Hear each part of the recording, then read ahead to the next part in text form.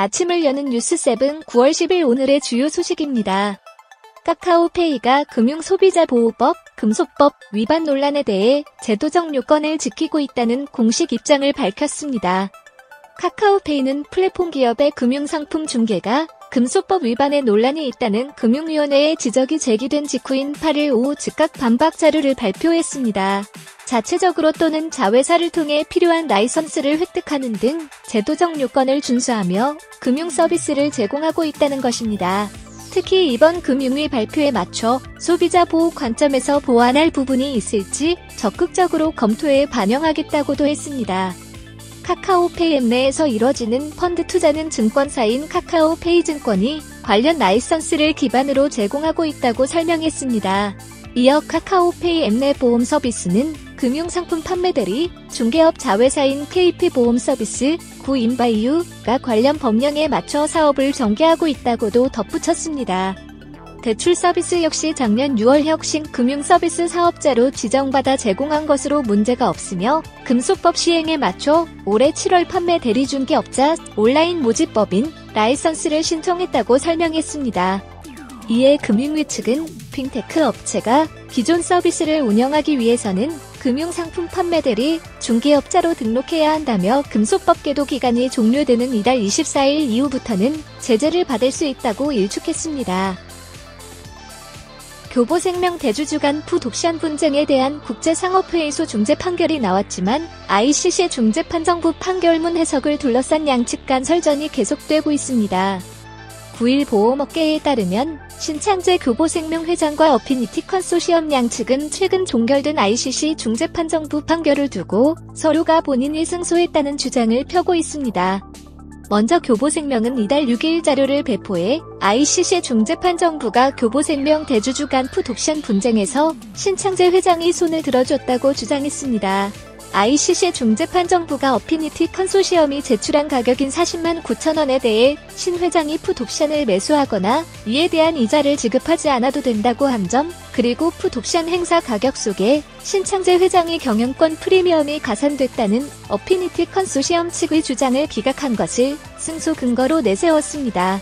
또한 ICC 중재판정부가 주주간 계약 위반으로 손해배상을 할 필요가 없다고 판단한 만큼 핵심 사안이 모두 기각돼 사실상 풋옵션이 무효화됐다는 주장을 폈습니다.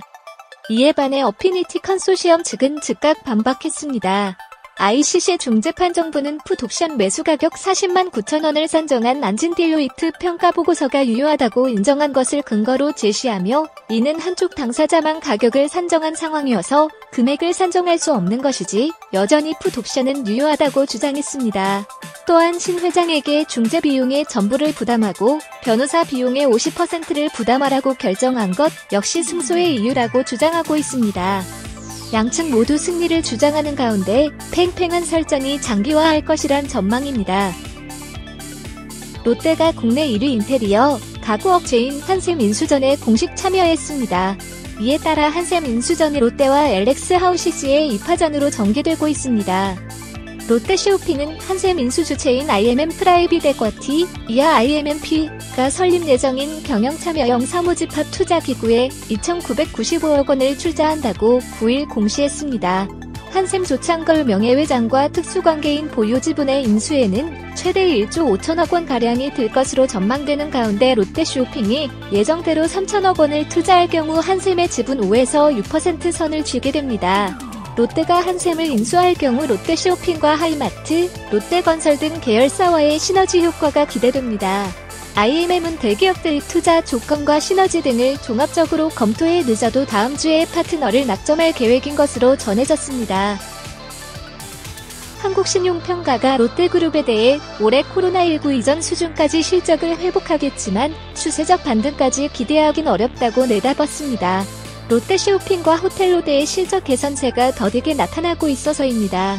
화학 사업을 하는 롯데케미칼이 그룹 실적을 끌어올린 덕분에 올해 상반기엔 회복세를 보였습니다.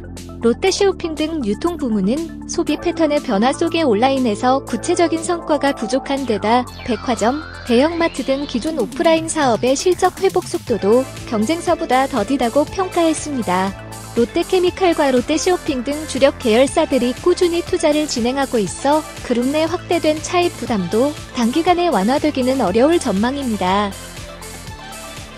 SC제일은행 사상 최초로 여성 이사회 의장이 탄생해 금융권의 관심이 집중되고 있습니다. SC제일은행 이사회는 9일 5년째 SC제일은행 사회이사로 활동 중인 이은영 이사가 신임 의장에 올라 1년 임기를 시작했다고 밝혔습니다.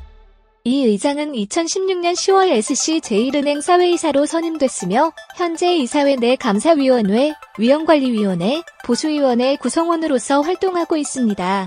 현재 국민대학교 경영대학장으로 재직 중이며 조직행동 및 경영전략 전문가로 정평난 인물이기도 합니다. 경향신문 경제부 기자와 산업자원부 외신대변인 등 언론, 홍보 경력도 다수 보유했습니다.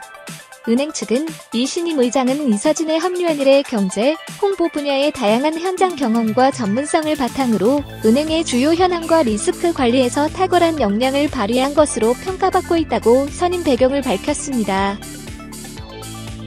저비용 항공사들이 추석 연휴를 앞두고 국내선을 증편하거나 특가 항공권을 분주하게 내놓고 있습니다. 연휴 기간 여객 수요를 확보하기 위한 것입니다. 이들 업체들은 매 분기 수백억 원의 적자를 내면서도 출혈 경쟁을 벌이고 있습니다. 항공업계는 정부의 유급휴직 고용 유지지원금이 이달 말 종료되는 만큼 연말까지 지원 연장이 필요하다는 입장입니다. 고용유지 지원금이 끊기면 항공사는 유급휴직을 무급휴직으로 전환하거나 휴직 수당 등을 회사 돈으로 지급해야 합니다. 고용유지지원금 종료일이 다가오면서 제주항공, 진에어, 티웨이항공, 에어부산은 고용노동부에 10월 무급휴직 신청서를 제출했습니다. 메디톡스가 지난 2013년 미국 엘러간에 기술 수출한 액상형 보툴리눔 톡신 기술에 대한 계약이 끝내 종료됐습니다. 당초 기술 수출을 통해 미국 상업화 진출을 꿈꿨으나 8년의 기다림 끝에 물거품이 된 것입니다. 그 사이 대웅제약과 휴젤 등 보툴리눔 톡신 시장에 경쟁업체가 다수 진입했습니다. 이런 속에서 메디톡스가 지난 3월 미국에 자사 보톡스 제품 품목 허가 신청을 한 휴젤을 상대로 이르면 다음 달 특허 소송을 시작한다는 관측이 나오고 있습니다. 메디톡스는 균주 출처를 놓고 공개 토론을 제안하며 기술 도용에 대한 의혹을 제기했습니다. GS그룹의 인수로 휴젤의 성장 전망이 더 밝아지자 본격적인 소송으로 시장 지위를 되찾겠다는 의지로 풀이됩니다. 기사와 관련한 더 자세한 내용은 데일리동방 홈페이지에서 확인할 수 있습니다.